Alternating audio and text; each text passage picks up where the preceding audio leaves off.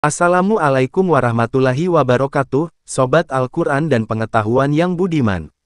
Pecinta sejarah Islam, yang dimuliakan Allah. Pada masa pemerintahan Khalifah Utsman bin Affan, pengumpulan dan pembukuan Al-Quran menjadi sebuah langkah penting dalam sejarah Islam. Kisah ini bermula setelah wafatnya Nabi Muhammad SAW dan berkembangnya wilayah Islam ke berbagai daerah yang jauh dari pusat pemerintahan di Madinah. Dengan meluasnya kekuasaan Islam, terjadi perbedaan dialek dan cara membaca Al-Quran di berbagai daerah, yang menimbulkan kekhawatiran akan terjadinya perpecahan di antara umat Islam. Pada masa itu, umat Islam membaca Al-Quran dengan berbagai dialek yang berbeda, sesuai dengan cara mereka diajarkan oleh para sahabat Nabi. Namun, ketika pasukan Muslim dari berbagai wilayah berkumpul di medan perang, mereka mulai mendapati adanya perbedaan dalam cara membaca Al-Quran.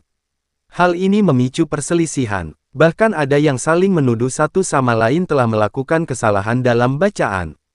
Melihat kondisi yang semakin memprihatinkan ini, salah satu sahabat Nabi yang bernama Hudzaifah bin Al-Yaman, yang saat itu berada di front perang di wilayah Armenia dan Azerbaijan, segera menghadap Khalifah Utsman di Madinah. Kemudian segera melaporkan tentang kekhawatiran akan perpecahan umat Islam karena perbedaan cara membaca Al-Quran.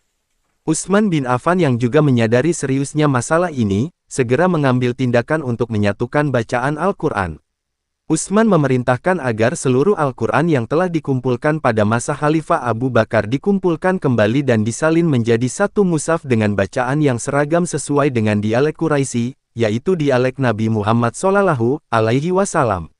Untuk melaksanakan tugas ini, Utsman membentuk sebuah tim yang dipimpin oleh Zaid bin Tsabit, seorang penulis wahyu yang dipercaya oleh Nabi.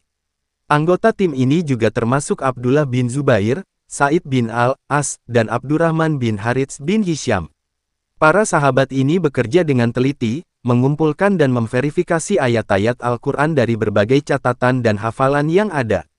Mushaf yang disusun oleh Zaid bin Tsabit dan timnya ini kemudian disalin menjadi beberapa salinan dan dikirim ke berbagai wilayah kekuasaan Islam, seperti Makkah, Basrah, Kufah, dan Syam.